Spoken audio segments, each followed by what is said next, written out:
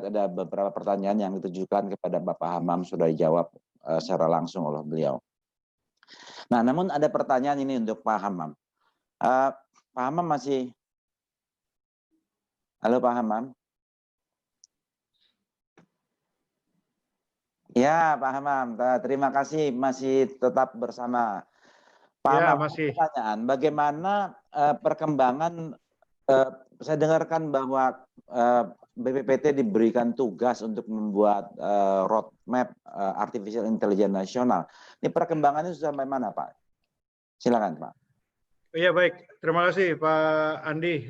Jadi memang betul kita semasa COVID ini ada work from home ya dalam tahapan PSBB itu tetap menjalankan amanat untuk mengembangkan strategi nasional artificial intelligence.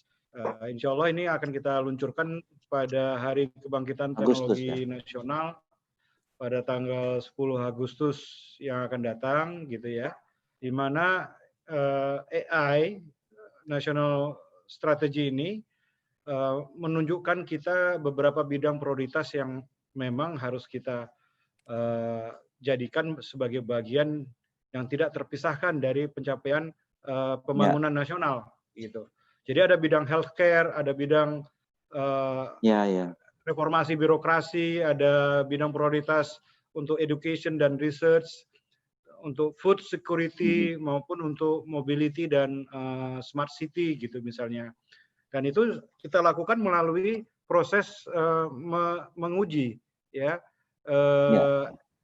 existence daripada AI. Kita tahu bahwa banyak perusahaan-perusahaan, tadi Pak Arya udah menjelaskan upaya-upaya startup, digitalisasi dan lain-lain ya.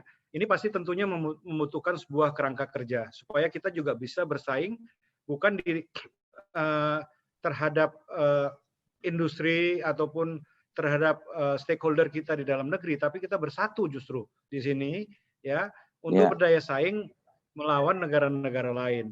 Jadi di dalam strategi nasional AI yang nanti akan menjadi bagian daripada dokumen publik, itu ada advancement of AI centers of excellence misalnya. Ada AI innovation yang seperti apa yang masuk ke dalam bidang-bidang prioritas kita. Kita lakukan itu dengan SWOT analisis, sehingga ada 5 pokok yang kalau boleh sebentar saya tampilkan singkat Pak. Yang 5 pokoknya aja ya Pak. Iya, yang 5 pokok saja yang saya pikir penting supaya Bapak Ibu semua bisa memahami yang menjadi upaya kita ya. Misalnya di sini Indonesia, ya bisa kelihatan Pak. Ya, kelihatan. Jadi ada talenta manajemen daripada AI talent kita seperti apa. Harus Berarti kompetitif, harus punya kekhususan. Dia juga harus punya ethics dan policy itu sesuai dengan Pancasila, ideologi Pancasila. Dia perlu juga memperhatikan ekosistem data yang berjalan. Kita punya Perpres 1 data, punya Perpres sistem pemerintahan berbasis elektronik misalnya. Dan kemudian tadi infrastruktur digital seperti yang Pak Arya sampaikan. Kemudian Prof. Yudo juga tadi sudah menyinggung bagaimana seluruh konteks dalam ekosistem itu, khususnya dalam penanganan COVID itu sendiri, memang membuktikan bahwa dengan sinergi, kolaborasi, koordinasi, barulah kita bisa memberikan dampak kepada masyarakat itu sendiri. Ya, jadi ini kira-kira nanti yang akan menjadi dokumen kita bersama dalam mengembangkan AI strategi ini, Pak. Saya kira itu, Pak Andi. Ya, setuju Pak Hamam. Jadi nanti kami juga siap untuk membantu melakukan diseminasi informasi mengenai roadmap apabila nanti saatnya akan diluncurkan. Nah, berikutnya mungkin saya ada pertanyaan ini untuk Pak Arya Damar. Ini tadi Pak Hamam juga menyebut, Pak Arya Damar juga menyebut mengenai kolaborasi. Di satu sisi, kalau pemerintah mengajak kolaborasi, saya ini ya memang wajar. Terus kemudian secara teknis kolaborasi penggunaan teknologi bersama-sama yang dicontohkan Pak Arya Damar tadi, saya juga sesungguhnya sangat tertuju sehingga optimalisasi dari teknologi yang ada menjadi lebih baik. Nah, kira-kira bagaimana ini Pak, cara kita melakukan kolaborasi di industri ini, di satu sisi juga kita bersaing dalam memperebutkan pangsa pasar yang ada. Silakan Pak. Baik Pak, terima kasih. Jadi memang sebetulnya kalau kita lihat per industri, ada kebutuhan bersama yang sebetulnya tidak perlu merasa bersaing satu sama yang lain gitu ya. Nah, di masa COVID-19 ini ya mungkin kita harus berpikir bagaimana efisiensi itu dicapai dengan bersama-sama gitu ya. Saya ambil contoh lah, misalnya industri healthcare lah. Industri healthcare kita punya rumah sakit dari kelas A sampai kelas D gitu ya. Mungkin kelas A, perusahaan rumah sakit besar, mereka memiliki yang namanya Health Information System. Nah, untuk rumah sakit yang menengah ke bawah, rumah sakit daerah dan sebagainya, bagaimana memiliki satu Health Information System secara bersama-sama? Gitu. Nah, itu bisa dimiliki secara bersama-sama. Gitu ya. Jadi misal mereka secara teknologi kan terhubung dengan internet, bisa kemudian dilakukan di cloud, sehingga mereka bisa berbayar menggunakan Health Information System sesuai dengan sesuai dengan pemakaiannya gitu. Jadi ini salah satu contoh di industri health. Jadi kan mereka tidak akan bersaing satu sama lain karena penggunaan infrastruktur teknologi kan. Sebagai pasien kan memang punya favorit rumah sakit masing-masing, tetapi information teknologinya itu bisa dipakai menggunakan bersama-sama. Mungkin juga di industri perminyakan atau gas juga demikian. IT untuk membaca hasil drilling itu nggak harus dimiliki sendiri-sendiri kan. Itu akan mengurangi cost sehingga bisa dipakai bersama-sama. Yang saya contohkan tadi itu di industri perbankan. Sekarang kan sudah mulai yang namanya kartu-kartu bisa diterima di mana saja gitu. Dulu mungkin kartu tol hanya satu, sekarang diterima di mana saja, sehingga itu akan menurunkan efisiensi. Jadi ini yang mesti dipakai sama-sama. Misal contoh juga, sekarang terkenal lagi banyak smart city, di mana-mana pakai smart city. Kalau kita lihat di kebutuhan aplikasi di setiap wilayah atau daerah, itu hampir sama. Karena prosedur-prosedur di Pemda itu sama gitu. Ya kan? Nggak perlu lah setiap Pemda memiliki aplikasi sendiri-sendiri. Nah, ini yang bisa dipakai rame-rame bersama-sama. Itu juga akan menurunkan. Nah, jadi seperti yang tadi Pak Hamam katakan tuh, yang pentahelix. Jadi butuh kemudian kesemuanya dari industri maupun asosiasi bisa mendefinisikan kebutuhannya apa nih yang dipakai bisa rame-rame gitu. Sehingga ini yang menjadi satu satu solusi buat dipakai rame-rame. Kira-kira itu, Pak. Iya. Pak, kelihatannya dalam era ini bahwa cloud jadi teknologi yang utama ya dari mata digitalisasi supaya kita bisa bekerja di mana saja.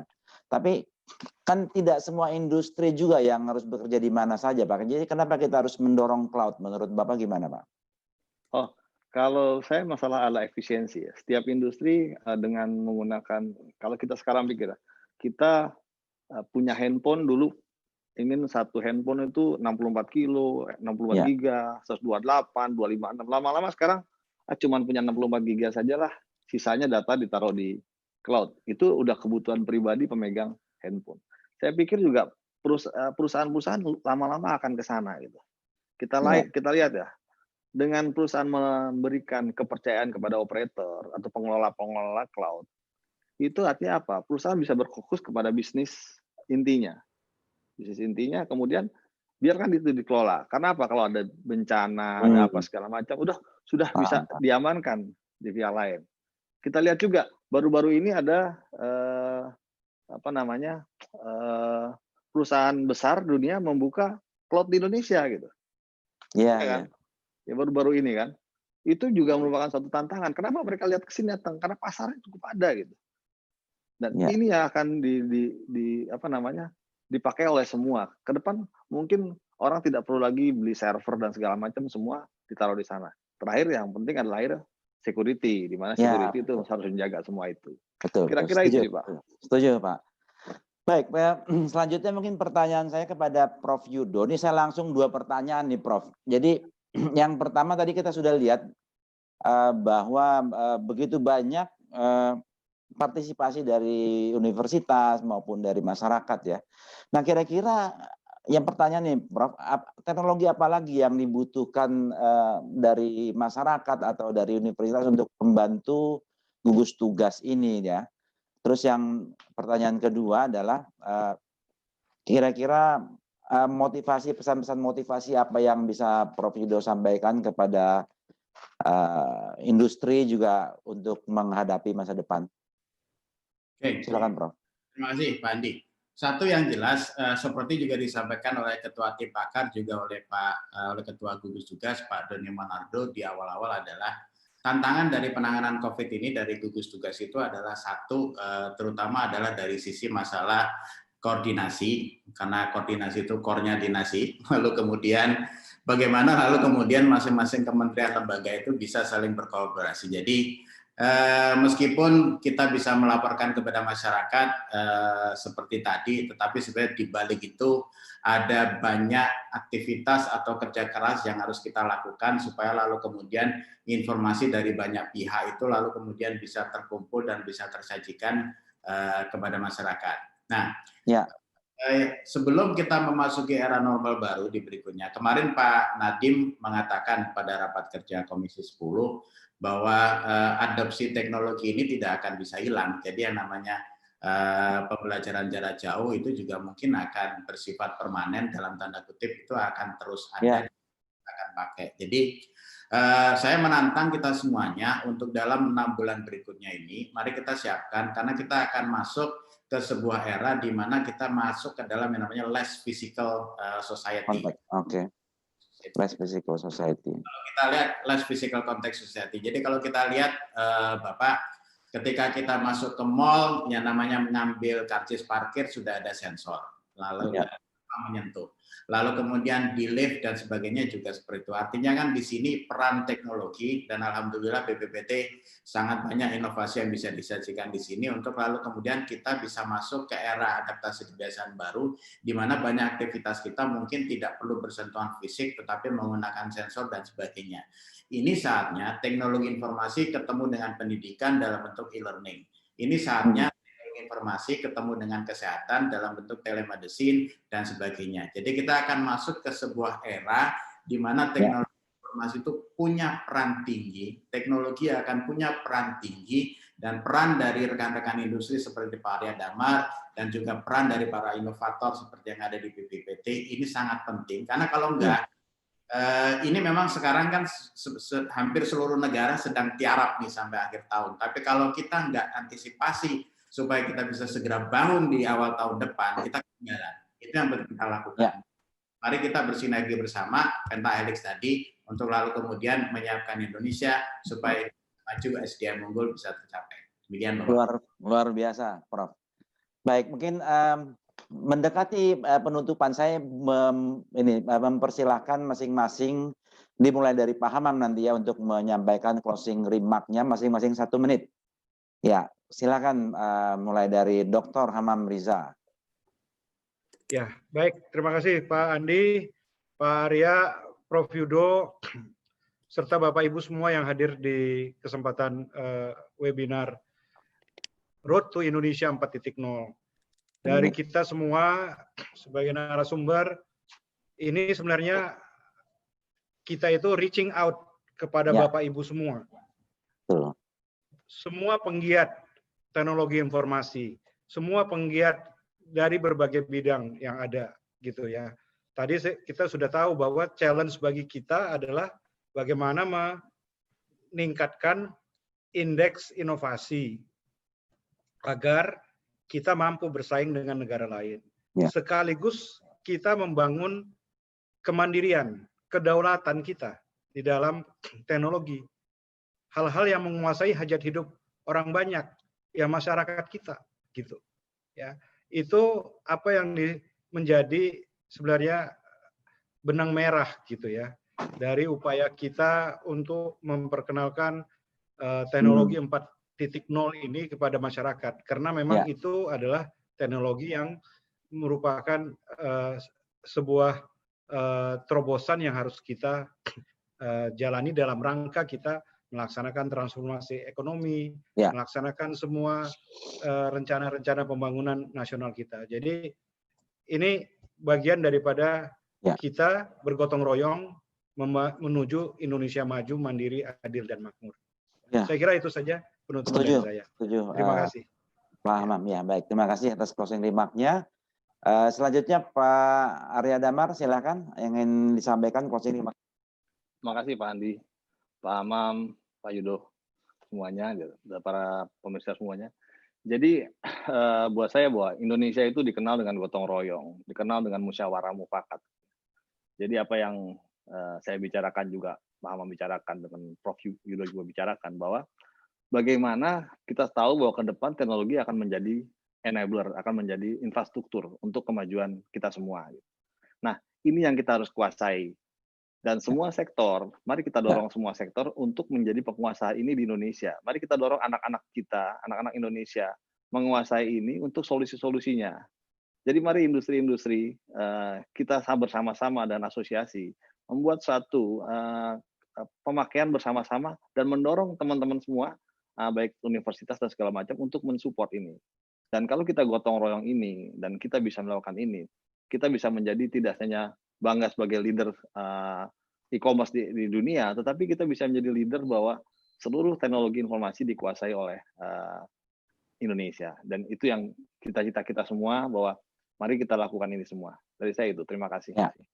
Terima kasih Pak Arya Damar. Prof. Yudo, ada yang disampaikan? 1 menit, silakan. Pandemi ini mengajak kita untuk berpikir bahwa akhirnya kita dipaksa untuk bisa mandiri. Di awal pandemi kita diributkan dengan kurangnya APD. Toh akhirnya kita bisa bikin APD sendiri. Di awal-awal pandemi kita mesti waduh nih ventilator mahal harganya. Toh akhirnya kita bisa bikin ventilator sendiri. Baik dari BPPT maupun rekan-rekan dari UI, ITS, dan sebagainya. Di awal pandemi kita berpikir waduh rapid test ini gimana caranya. Ternyata BPPT keluar dengan bisa menciptakan sendiri. Jadi akhirnya apa? Saya mengamini dan akhirnya kita bisa merasa bahwa memang benar yang dikatakan Pak Presiden Jokowi. Kita tuh bangsa petarung. Kita menang terhadap wabah ini dan mari kita bangkit sendiri di awal tahun depan, karena ada satu hal yang bangsa lain mungkin tidak punya beda dengan di Indonesia, karena kita punya semangat gotong royong, kita punya kebersamaan. Demikian Pak Andi. Ya, terima kasih. Saya setuju, karena kawan saya di sini juga di tempat studio kami juga sudah membuat ventilator yang kemarin saya sempat lihat, mudah-mudahan nanti bisa diluncurkan juga ke masyarakat.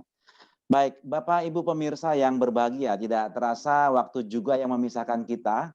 Semoga penjelasan yang disampaikan oleh para pembicara dapat memberikan pencerahan untuk kita semua. Terima kasih kepada para pembicara, terima kasih kepada para pendukung acara, Kementerian Perindustrian Republik Indonesia, Badan Pengkajian dan Penerapan Teknologi, Badan Nasional Penanggulangan Bencana, Dewan TIK Nasional, Siemens, Schneider, Lintas Arta, Rockwell Automation, Dinet, dan Marketers. Dan tak lupa, terima kasih juga kepada Bapak Ibu pemirsa dimanapun berada. Sampai jumpa minggu depan bersama Bapak Ilham Habibie. Stay safe, stay healthy. Jangan lupa pakai masker bila kita beraktivitas di luar rumah. Sampai jumpa. Terima kasih. Ya. Terima kasih Pak Andi. Sama-sama. Pak Yudo. Arya. Ya. Thank you. Thank you. Thank you. Terima kasih semuanya. Nagayana Production.